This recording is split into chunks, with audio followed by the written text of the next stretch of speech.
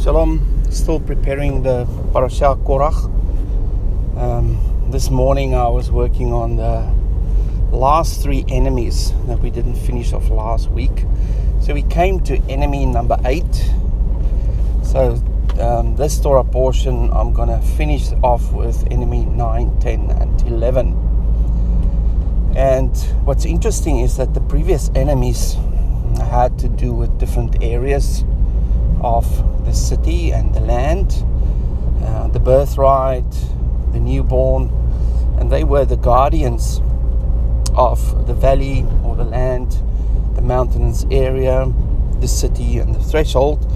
And then there was attack against the ones with the birthright and also the newborn.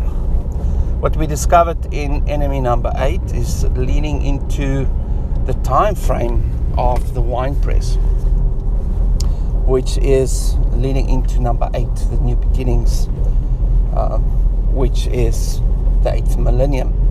So the 1,000 years is basically where the people will be trampled and pressed down.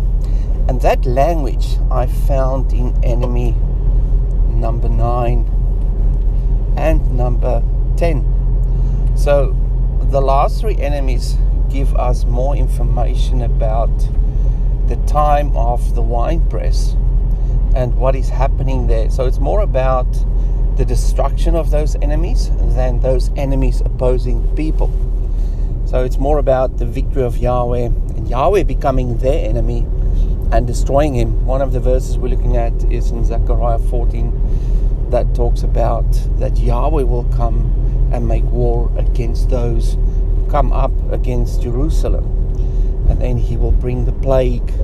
Now the plague, what I also saw in one of the enemies, Gematria, is their name means wool or woolly. And where that's first found is in Leviticus, that's in context of the leper, and that his wool clothing or his garment will be burned.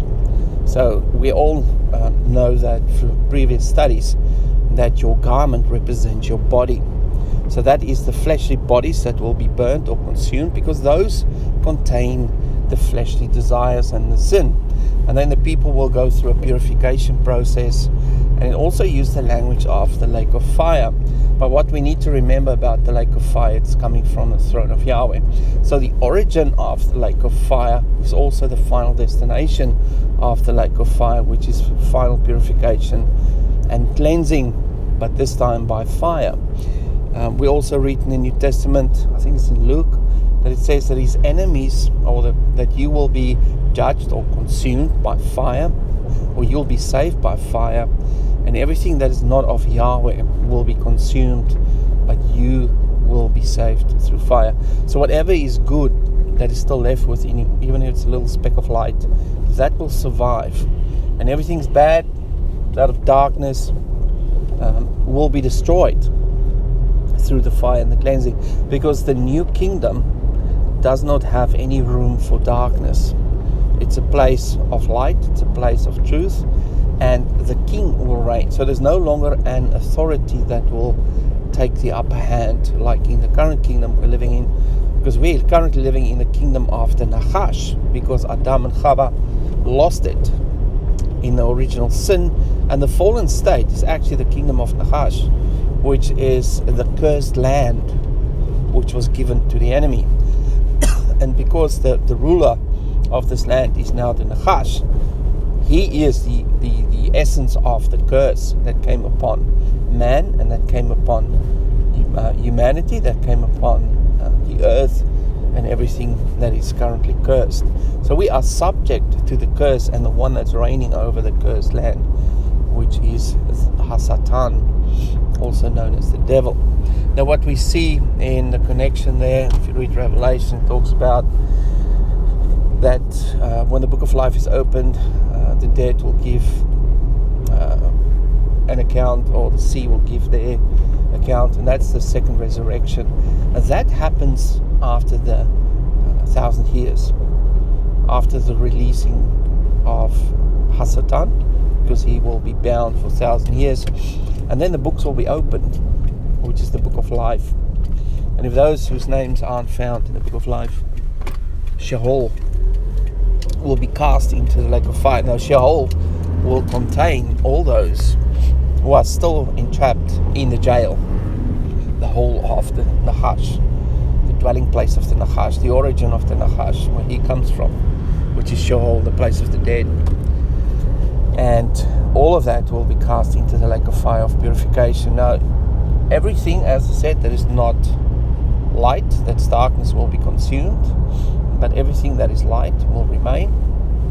And that is basically what the next cycle will be all about, that we don't have privy on understanding, or there's not enough information about what will happen. We can extrapolate information, thoughts, patterns, and that's basically what I'm doing, to make assumptions on what I think will happen. So take everything I say with a grain of salt regarding the 1,000 years, regarding the 8th millennium and the cycles that's happening. There's no concrete scripture for that. It's just my extrapolation of thoughts and patterns and ideas and things that I see in scripture. There might be confirmation on the deeper level if you analyze the Hebrew prophecies as we go through the Torah cycles. That might confirm more and more of that. But until then, I'm not 100% convinced that will be the case, but I'm more than 50% convinced that that's the case. So that's where I am currently with my own assumptions regarding these matters. It's quite interesting, though, if you think about these things and how Yahweh's grace will, during the next cycle, still extend grace towards those who rebel against him, and those who came up against him, and those who he defeated in that final battle, those who surrounded the city.